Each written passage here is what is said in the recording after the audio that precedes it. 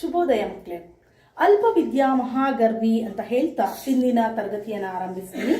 ಈ ತರಗತಿಯಲ್ಲಿ ನಾನು ನಿಮಗೆ ಒಂದು ಹೊಸ ಪಾಠವನ್ನು ಮಾಡಲಿಕ್ಕೆ ಇಚ್ಛಿಸ್ತೀನಿ. ಈ ಒಂದು ಪಾಠದ ಹೆಸರನ್ನು ನಾನು ಈಗಲೇ ಹೇಳಲ್ಲ. ನಾನೊಂದು ಉದಾಹರಣೆಯನ್ನು ಹೇಳಲಿಕ್ಕೆ ಇಷ್ಟಪಡ್ತೀನಿ. ಒಂದು ಭತ್ತದ ಕಾಳನ್ನು ತಗೊಂಡಾಗ, ಒಂದು ಭತ್ತದ ಕಾಳನ್ನು ತಗೊಂಡ್ರೆ ಅದು ಪೂರ್ಣವಾದಂತಹ ಒಂದು ಕಾಳು.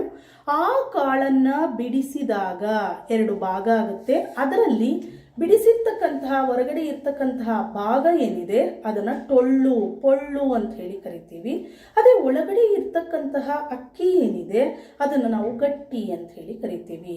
ಗಟ್ಟಿ ಮತ್ತು ಟೊಳ್ಳು. ನಾವು ಗಟ್ಟಿಯಾಗಿರ್ತಕ್ಕಂಥ ಅಕ್ಕಿ ಏನಿದೆ ಅದರಲ್ಲಿ ನಾವು ಆಹಾರ ಪದಾರ್ಥಗಳನ್ನು ಮಾಡಿ ತಿಂತೀವಿ.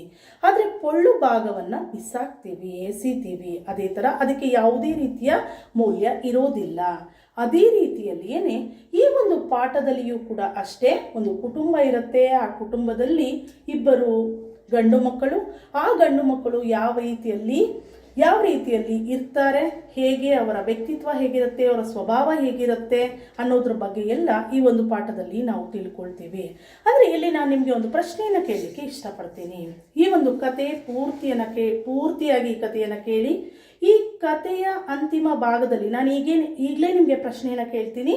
ಆದರೆ ನೀವು ಈ ಪ್ರಶ್ನೆಗೆ ಉತ್ತರವನ್ನು ಕಥೆಯ ಅಂತಿಮ ಭಾಗದಲ್ಲಿ ನೀವು ಹೇಳಬೇಕಾಗತ್ತೆ. ನಿಮ್ಮದೇ ಆದಂತಹ ಅಭಿಪ್ರಾಯವನ್ನು ಮಂಡಿಸಬೇಕಾಗತ್ತೆ. ಈ ಒಂದು ಪಾಠದ ಹೆಸರು ಟೊಳ್ಳು ಗಟ್ಟಿ ಅಂತ ಹೇಳಿಬಿಟ್ಟು, ಈ ಒಂದು ಟೊಳ್ಳು ಗಟ್ಟಿ ಏನಿದೆ, ಈ ಒಂದು ಟೊಳ್ಳು ಗಟ್ಟಿ ಪಾಠದ ಶೀರ್ಷಿಕೆಯನ್ನು ಟಿ.ಪಿ. ಕೈಲಾಸಂರವರು ನೀಡಿದ್ದಾರೆ. ಈ ಒಂದು ಶೀರ್ಷಿಕೆ ಈ ಪಾಠಕ್ಕೆ ಸರಿಯಾಗಿ ಒಪ್ಪುತ್ತದೆಯೇ ಅಥವಾ ಇಲ್ಲವೇ, ಇಲ್ಲ ಬೇರೆ ಇನ್ಯಾವುದಾದ್ರೂ ಶೀರ್ಷಿಕೆ ಕೊಡ್ಬೋದಿತ್ತೆ ಅನ್ನೋದನ್ನು ನೀವು ನಿರ್ಧಾರ ಮಾಡಬೇಕಾಗತ್ತೆ. ಅಂತಿಮವಾಗಿ ಪಾಠದ ಮುಕ್ತಾಯದ ಸಂದರ್ಭದಲ್ಲಿ ನಾನು ಮತ್ತೆ ಪುನಃ ಪ್ರಶ್ನೆಯನ್ನು ಕೇಳ್ತೀನಿ.